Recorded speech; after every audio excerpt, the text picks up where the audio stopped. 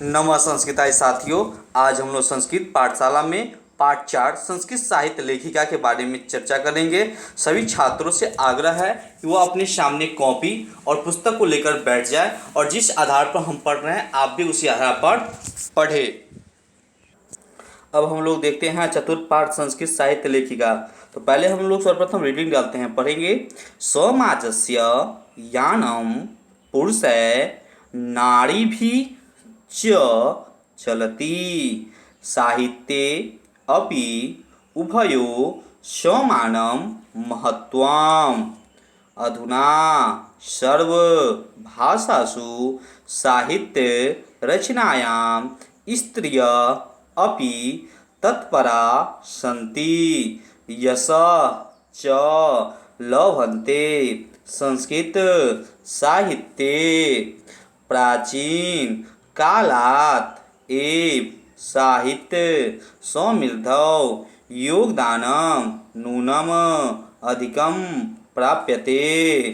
पाठे अस्मिन् अति प्रसिद्धानां लेखिका नाम एव चर्चा वर्तते येन साहित्य निधे पूर्णे तासां योगदानं ज्ञाते। अब जहाँ जहाँ पर संधि विच्छेद है वहाँ पर संधि विच्छेद को हम लोग देखते हैं। देखिए यही संधि विच्छेद है। पहला है नारी भी प्लस च, साहित्य प्लस अपि, स्त्रिय प्लस अपि, यश प्लस च, प्राचीन कालात् प्लस एव, नूनम प्लस अधिकम। अब हम लोग अर्थ देखते हैं। कथा है समाजस्य, समाज की, यानम गाड़ी, पुरुषै पुरुष, नारी भी चलती नारी के साथ, चलती चलता है, साहित्यपि साहित्य में भी, उभयो दोनों का, समानं महत्वम समान महत्व है। अधुना इस समय, सर्वभाषासु सभी भाषाओं में, साहित्य रचनायाम साहित्य की रचना में, स्त्रियों अपि स्त्रियां भी, तत्परा तत्पर, सन्ति हैं, यश च लभ्यते और प्राप्त होती है। संस्कृत साहित्य में प्राचीन कालात एवं प्राचीन काल से ही साहित्य समृद्धि के योगदान में नूनम अधिकम थोड़ा अधिक प्राप्त होती है।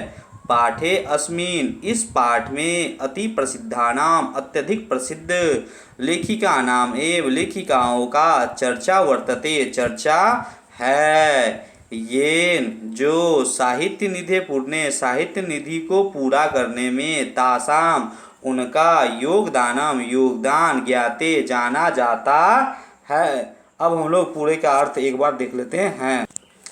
कहेंगे कि समाज रूपी गाड़ी पुरुष और नारी के साथ चलती है, साहित्य में भी दोनों का समान महत्व है। इस समय सभी भाषाओं में साहित्य की रचना में स्त्रियां भी तत्पर हैं और प्राप्त होती है। संस्कृत साहित्य में प्राचीन काल से ही साहित्य समृद्धों के योगदान में थोड़ा अधिक प्राप्त होता है। इस पाठ में अत्यधिक प्रसिद्ध लेखिकाओं का चर्चा किया गया है जो साहित्य निधि को पूरा करने में उनका योगदान जाना जाता है। अब हम लोग इसके नीचे वाले स्टेंजा को रीडिंग डालते हैं, तो पढ़ेंगे। विपुलम संस्कृत साहित्यम विभिन्न कविभिः शास्त्रकारैः च संवर्धितम वैदिक कालात् आरभ्य शास्त्राणां काव्यानां च रचने संरक्षणे च यथा पुरुषा दत्तचित्ता अभवन्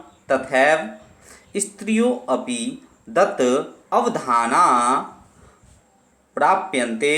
वैदिक युगे मंत्राणां दर्शका न केवला ऋषयः प्रत्युत ऋषिका अपि सन्ति। ऋग्वेदे 24 अथर्ववेदे च 5 ऋषिका मंत्र दर्शन वर्त्यो निर्देशयन्ति यथा यमी अपाला उर्वशी इंद्राणी वाग्भिर्नी इत्यादि। अब हम लोग जहाँ पर संधि विच्छेद है उस संधि विच्छेद के बारे में चर्चा कर। देखिए उसमें संधिविच्छेद जो छूट गया था, पाठे प्लस अस्मिन प्लस अति प्रसिद्धा नाम लेखिका नाम प्लस एव शास्त्रकार्य है प्लस च वैदिक कालात प्लस आरभ्य काव्यानाम च तथा प्लस एव। उसके बाद है स्त्रियो प्लस अपि दत्त प्लस अवधाना प्रति प्लस उत चतुविशति प्लस अथर्ववेदे। और उसके बाद है इति प्लस आद्यः। क्या है? इति प्लस आद्यः। अब हम लोग अर्थ को देखते हैं। कहता है विपुलम विशाल संस्कृत साहित्यम, संस्कृत साहित्य में विभिन्न कवि भी कवि शास्त्रकार्य च संवर्धितम और शास्त्र को संवर्धित किया गया है। मतलब विशाल संस्कृत साहित्य में विभिन्न कवियों के शास्त्र को संवर्धित किया गया है। वैदिक काल आरभ्य, वैदिक काल के आरंभ में शास्त्राणाम शास्त्र काव्यानाम काव्य च और रचने रचना संरक्षणे संरक्षण च और यथा पुरुषा जैसे पुरुष दत्तचित्ता अभवन आगे हुए तथैव उसी प्रकार स्त्रियों अपि स्त्रियां भी दत्त अवधाना सावधान मन से प्राप्यते प्राप्त होती है। तो क्या बताया कि वैदिक काल के आरंभ में शास्त्र और काव्य की रचना और संरक्षण में जैसे पुरुष आगे हुए स्त्रियां भी आगे हुई। कहता है वैदिक युगे, वैदिक युग में मंत्राणाम मंत्र का दर्शका दर्शक न केवल ऋषय ऋषि प्रति उत बल्कि ऋषिका अपि संति ऋषिकाएं भी की। मतलब ये बोला पूरा लाइन कि वैदिक युग में मंत्र का दर्शक न केवल ऋषि किए बल्कि ऋषिकाएं भी की।